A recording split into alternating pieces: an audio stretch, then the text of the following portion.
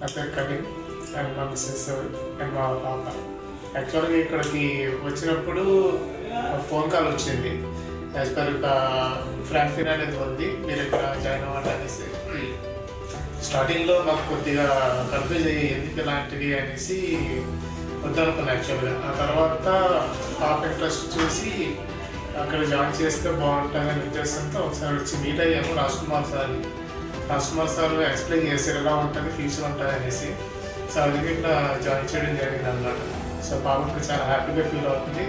కానీ ఏంటంటే ఇక్కడ కూడా మనకి హైదరాబాద్లో సీట్ వచ్చింది job offer. So I'm happy అండి. హాయ్ అండి, నా పేరు ఖతీజా. మేము ఇక్కడ వైజాగ్లో ఉంటున్నాము.